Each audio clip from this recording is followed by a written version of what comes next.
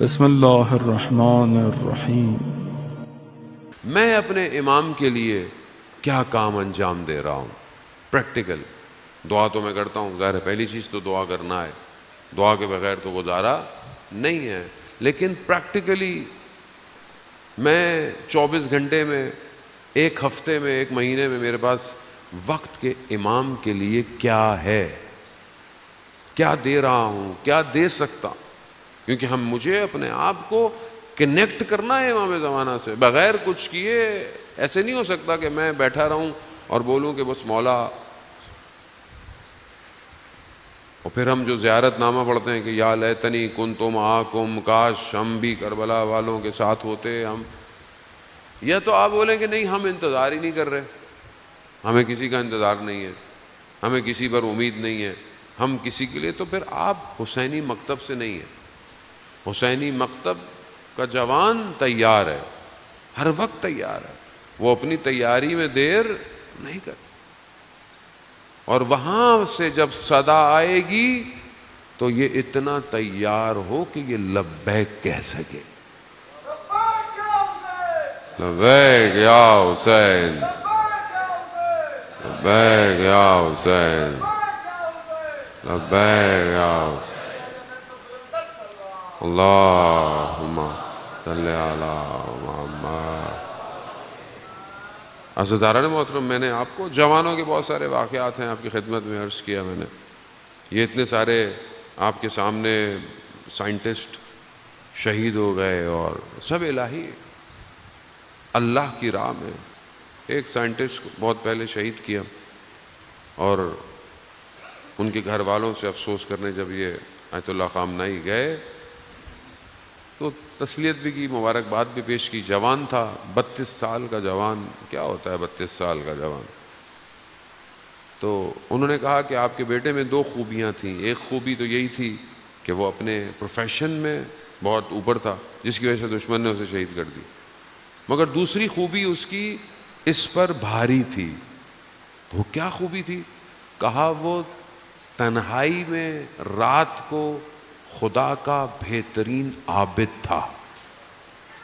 32 سال کا جوان، دیکھیں یہ شہادت بھی نصیب نہیں ہوتی، شہادت تک پہنچنے کے لیے نا شہید جیسی زندگی گزارنی پڑتی ہے، ایسے شہادت نہیں ملتی ہے کہ آپ بولیں گے مطلب ایسے کوئی شہید ہو گئے۔ جو ہمارے ہاں اتنے سارے شہید ہیں، شہید ڈاکٹر نقوی، شہید عارف حسینی، اور ہمارے کراچی کے بہت سارے شہداء جوانوں کے آپ داستان سنیں، قصے سنیں، بہت سارے ایسے لوگ تھے، بہت سارے لوگ ہیں۔ زندگی استاد شہید سبط جعفر، کلام پڑھتے ہیں آپ، سنتے ہیں آپ، مجھے تو ہمیشہ ایسے ہی لگتا ہے کہ جب ان کے شاگرد پڑھ رہے ہوتے ہیں وہ خود ہی پڑھ رہے ہیں وہ کلام۔ اللہم صلی علی محمد۔ وہ شہید زندگی ایسے گزارتا ہے کہ خدا اس کو خرید لیتا ہے، خرید لیتا ہے اپنے آپ کو۔ انسان دیکھیں دنیا کا بازار ہے نا، دنیا کا بازار لگا ہوا ہے، ہر چیز خریدار مانگ رہی ہے۔ دشمن میڈیا آپ کے نفس کو خریدنا چاہتا ہے، آپ کی خلوت کو خریدنا چاہتا ہے، آپ کی آنکھوں کو، آپ کے ذہن کو آپ سے چھیننا چاہتا ہے، جو آپ کے پاس گوہر ہے اسے چھیننا چاہتا ہے، دنیا خرید رہی ہے۔ لیکن اگر انسان اس دنیا کے بازار میں اپنی قیمت ایسے لگائے کہ خدا اس کو خرید لے، خدا خرید لے، تو کہاں قیمت لگائے گا؟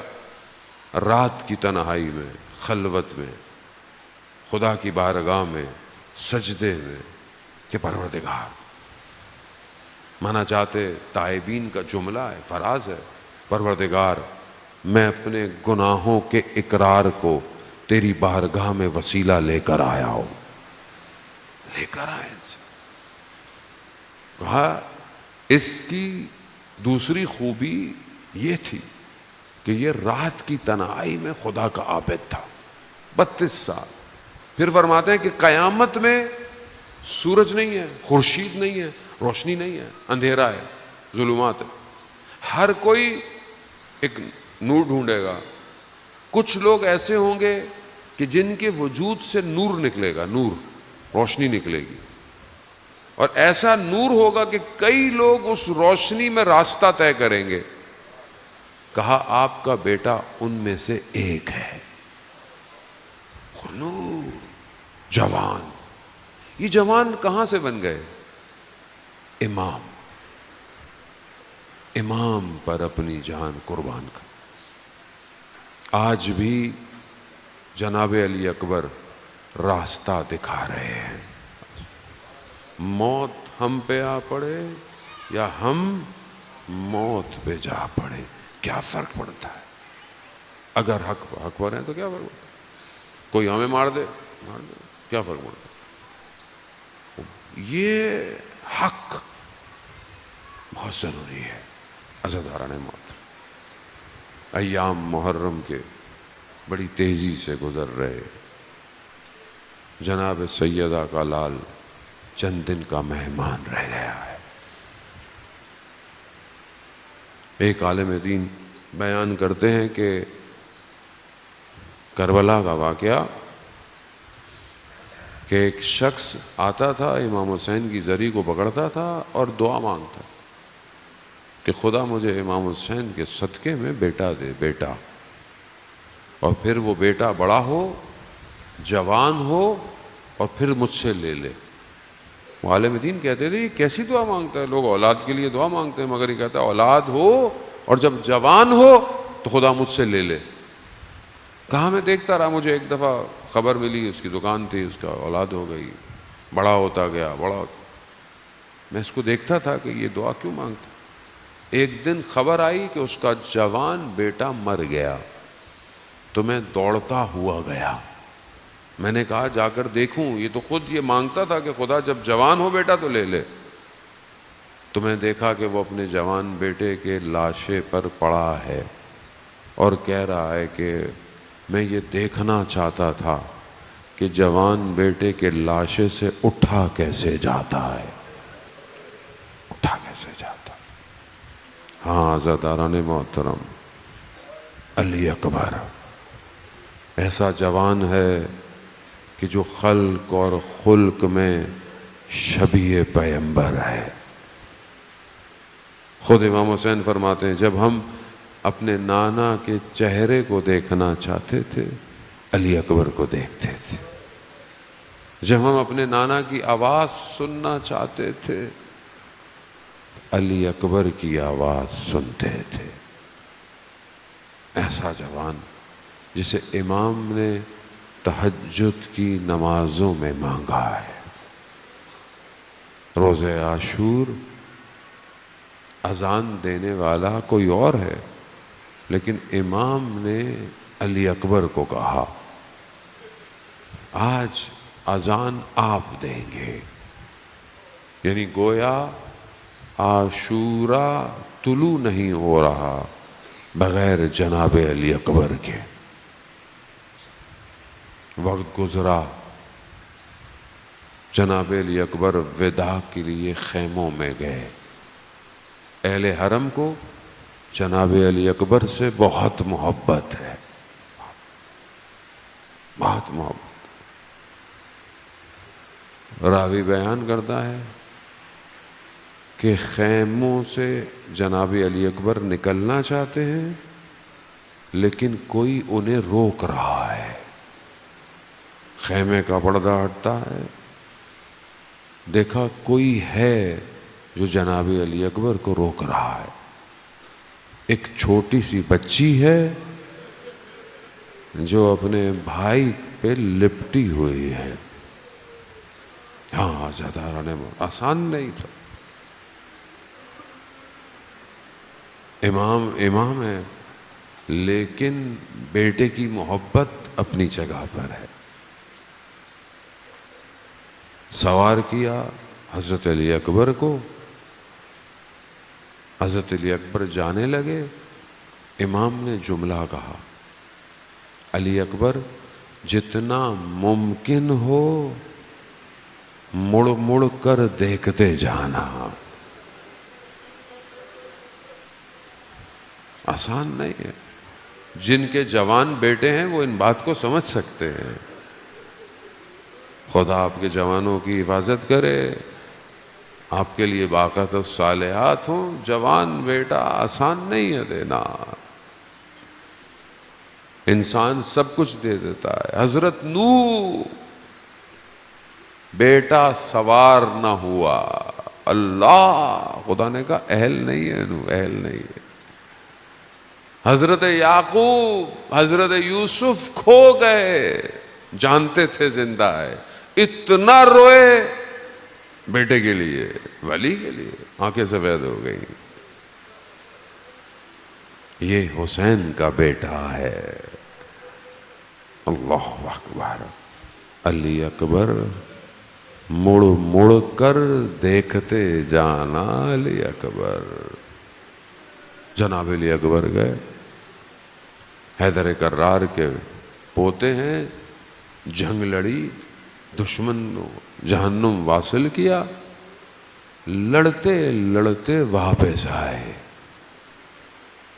امام نے کہا علی اکبر کیا ہوا؟